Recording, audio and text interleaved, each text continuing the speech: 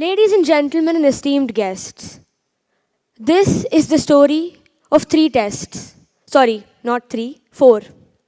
The first one was positive. The second one was highly positive.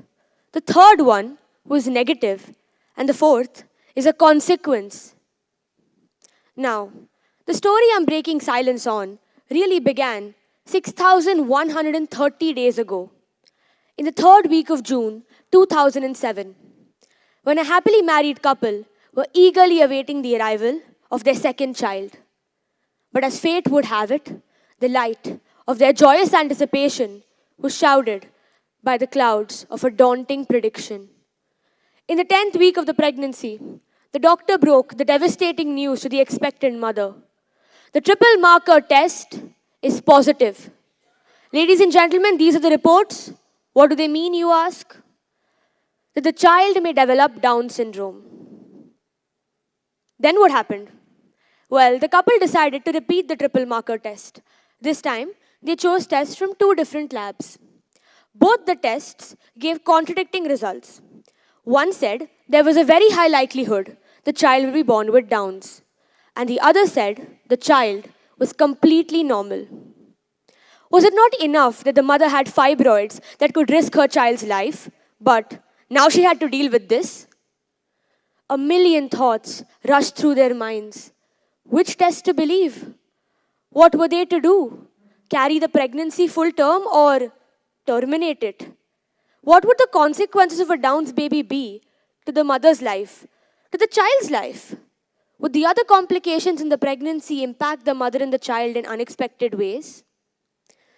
An ethical conundrum arose, not only because termination was suggested, but because confirming the diagnosis required a risky procedure to test the amniotic fluid, a procedure that could harm the baby's development, increasing the chance of a confirmed diagnosis. Now I ask you, was it ethically acceptable for the mother to have the child despite knowing that the complications could put the child's life in danger, and that should it have Down syndrome, it would lead a very challenging life?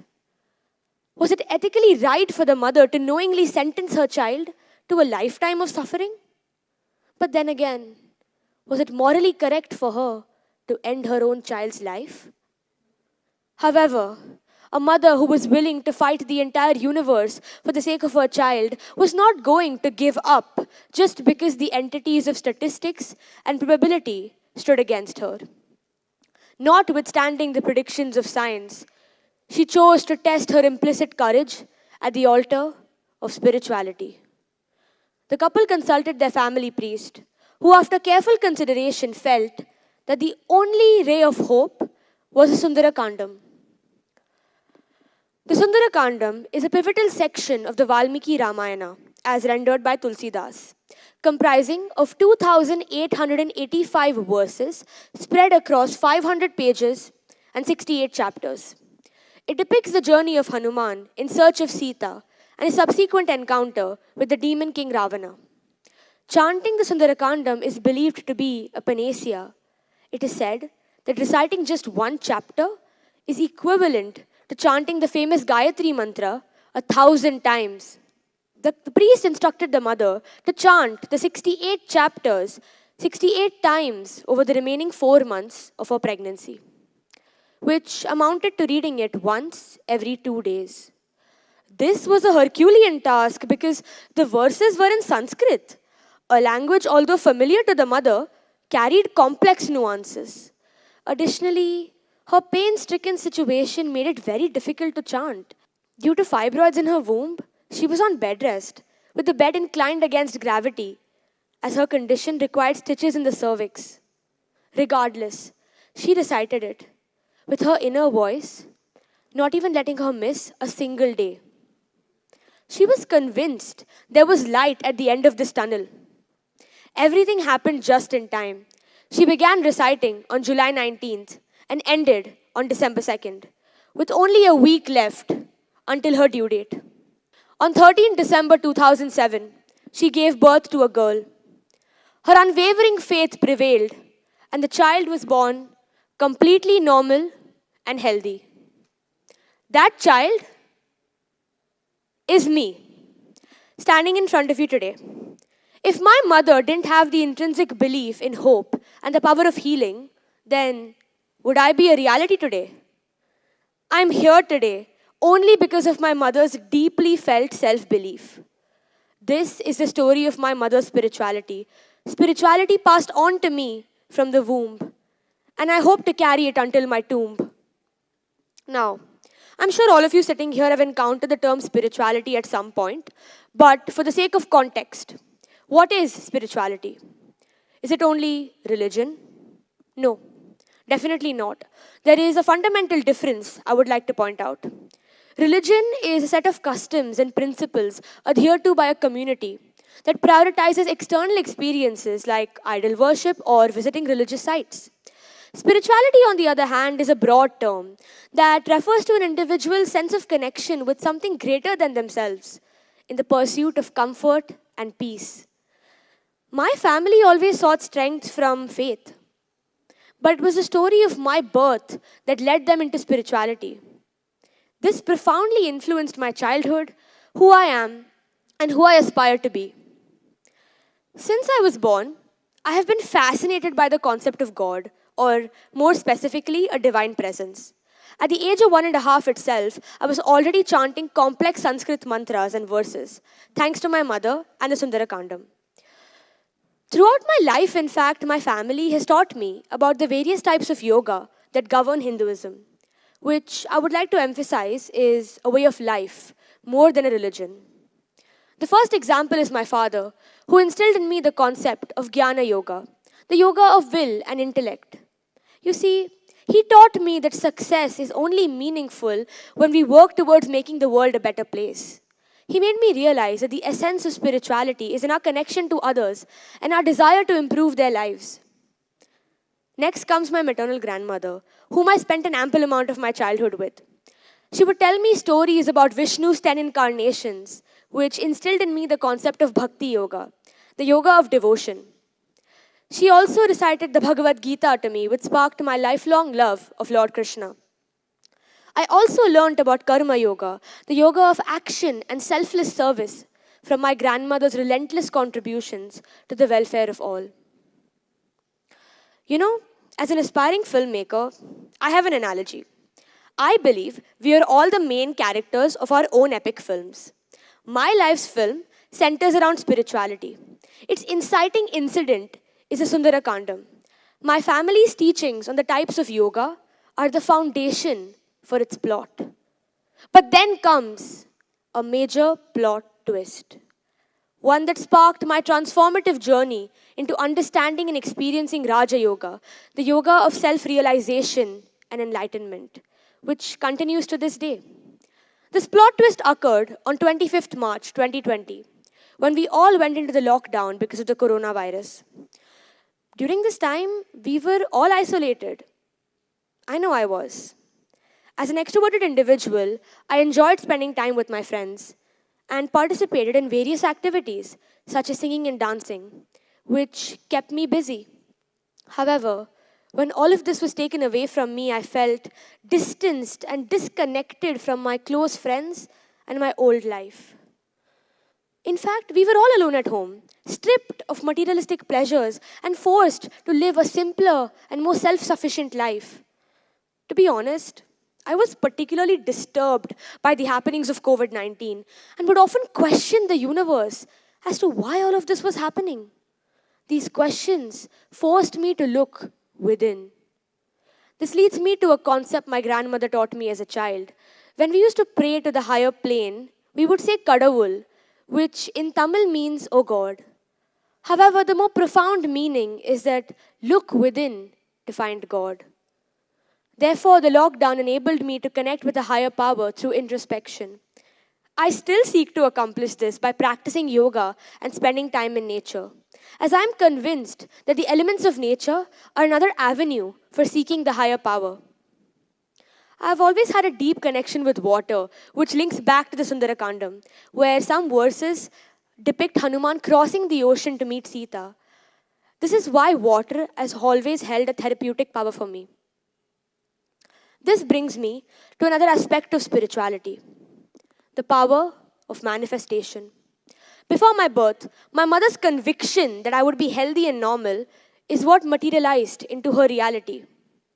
Manifestation has motivated me to persevere and transform circumstances in my favor.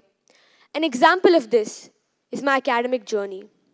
During the lockdown, my academic performance suffered as I struggled with the online curriculum and faced challenges upon returning to school. I've always done well in certain subjects, but I faced difficulties in the others due to a knowledge gap. This resulted in some of the worst grades I've ever received, prompting deep introspection and making me realize I wasn't fully dedicating myself. This ignited a fire within me, driving me to excel academically and bring pride to my family. I felt morally obligated to do so, not only to my mother, but to that higher power, because it must have saved my life for a reason. I began working hard and closely applying the concept of karma yoga. I started studying for the love of gaining knowledge and for excellence instead of competing with others or outdoing their standards. Finding self belief in my spirituality enabled me to manifest my dreams. In that 1 year, I drastically improved my academic performance, turning C's in certain subjects to A stars. Beyond all of this, spirituality has helped me find my purpose. As an aspiring director and writer, I realize that spirituality directly influences my artistic expression. It is the reason behind my lifelong love for the performing arts and storytelling. Spirituality is that inner voice that guides you towards the right path, a fragment of an immeasurable supernatural force. This force could come in any form. You could see it as nature, God, Jesus, Allah, Sri Ram. My mother sees it as Hanuman. I see it as Lord Krishna. Philosophers view it as a sublime. Scientists refer to it as the unexplainable. Still, the universe's precision demands the existence of a higher power that watches over it and all of us. Now, it is completely all right if you do not believe in this higher power. The point of this talk is not to enforce my beliefs on you, but it is to encourage you to find your own path. Because, ultimately spirituality is that particular experience of yours that leads to a personal sense of solace. For example, human beings can have nuclear weapons, we can have advanced science and technology, but have we really found a formula to decode the irrationalities of this complex mind or understand grief? It is in these moments of despair that one realizes why a rational lawyer like Mahatma Gandhi sought the workings of a higher power. Moreover, I may have heard stories from my grandmother about justice being meted out to Shurpanakha by Lakshman. On the other hand, when I examine mythology through the lenses of sociology and gender studies, and my own understanding of Ramayana and Mahabharata, I find wisdom in my grandmother's story.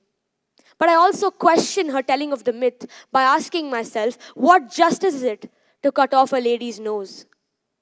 Torn between these two versions, I finally find my solace in her piety and my questions.